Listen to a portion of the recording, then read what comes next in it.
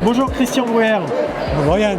Vous êtes président de Mobillon. Alors Mobillon, c'est un industriel qui agit beaucoup sur les sujets de scooters électriques et même hydrogène prochainement. Vous êtes un acteur de la mobilité de proximité. On est un constructeur de scooters électriques français, le seul français d'ailleurs, parce qu'on est Origine France Garantie, on est certifié par l'AFNOR à 76,49%. C'est un calcul comptable qui permet de dire que le prix unitaire est français à 76,49%.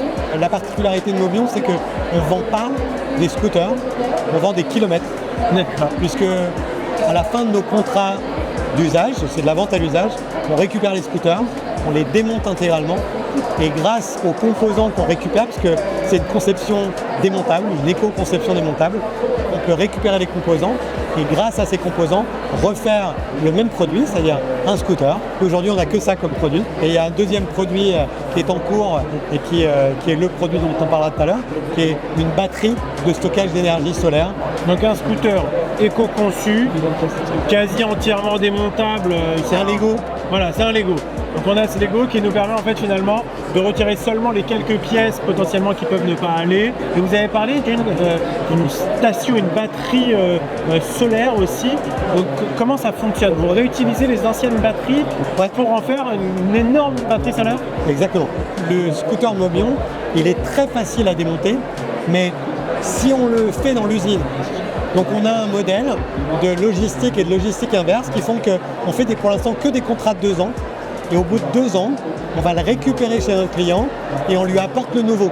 Donc en fait, notre camion, il part plein et il revient plein.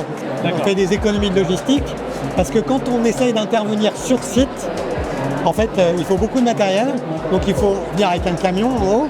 Ça coûte très cher en carbone, mais ça coûte très cher en argent. Et donc on s'est rendu compte qu'en faisant cette logistique inverse, c'est beaucoup plus malin de vendre à l'usage et de faire cette remise à niveau du scooter qui en fait, on refait passer complètement une mise en conformité. C'est-à-dire, c'est un nouveau scooter. Ça repart à zéro. Ça repart à zéro. On change le compteur, on change toutes les pièces. Et toutes les pièces qui ont été pour le coup changées, si elles sont réutilisables ailleurs, 62% sont réemployés, 38% sont recyclés, c'est-à-dire qu'on va détruire la forme pour pouvoir revaloriser la matière première.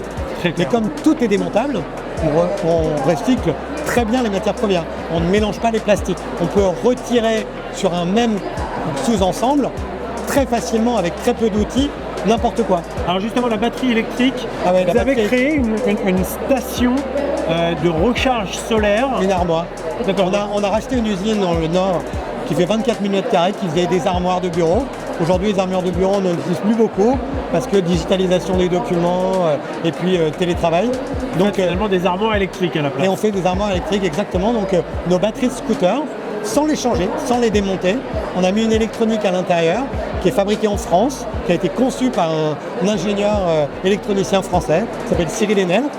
Et cette carte électronique permet de reconfigurer la batterie quand elle n'est plus capable de faire de la mobilité. Elle va faire du stockage d'énergie solaire et donc permettre d'avoir un usage beaucoup plus doux parce que le solaire, ça fonctionne quand le soleil est là, donc c'est sur des heures entières et la nuit, il n'y a pas de soleil, on a besoin des batteries pendant des heures entières et donc du coup, on a un usage beaucoup plus doux pour la batterie qui n'exige pas d'avoir des batteries récentes.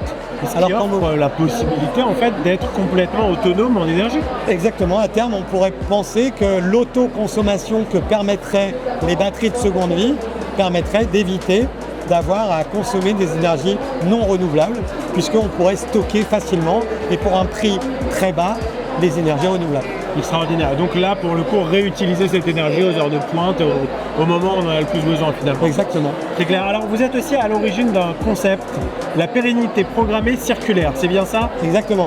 En fait, la pérennité programmée circulaire est née d'un constat en 2015 avec un de mes associés.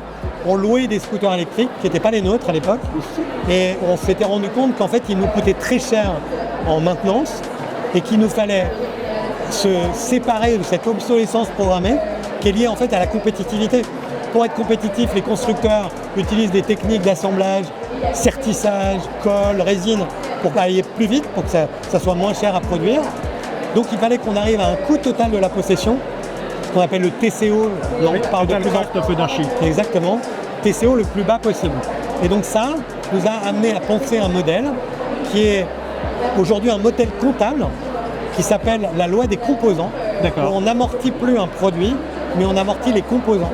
Et comme dans un produit coopèrent des composants qui ont des durées de vie très différentes, parce qu'il y a un roulement ou un capteur électronique qui a un certain nombre d'heures d'usage, qui cohabite avec un aimant permanent.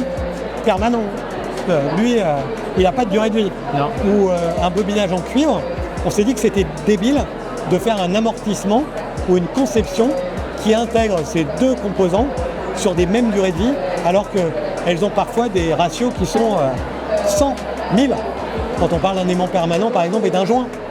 Et donc on a fait ce qu'on a appelé nous de la pérennité programmée, et puis on s'est rendu compte que la pérennité programmée c'était de l'éco-conception démontable, et que ça permettait l'industrie circulaire.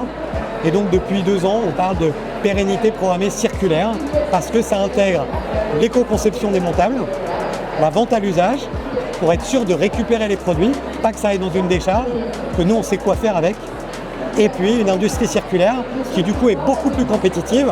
Aujourd'hui, Mobion a les prix les moins chers d'Europe. On est capable de louer des scooters à partir de 50 € par mois TTC, maintenance comprise. Donc vous êtes les moins chers, éco-conçus, Fabriqués en France. donc les plus durables finalement, et vous êtes finalement Mobillon, donc l'anti-obsolescence programmée et l'anti-linéaire Exactement. du circulaire. Exactement. Très bien, bah merci beaucoup, bon Merci, courage, Yann. bonne continuation Super à interview. le site.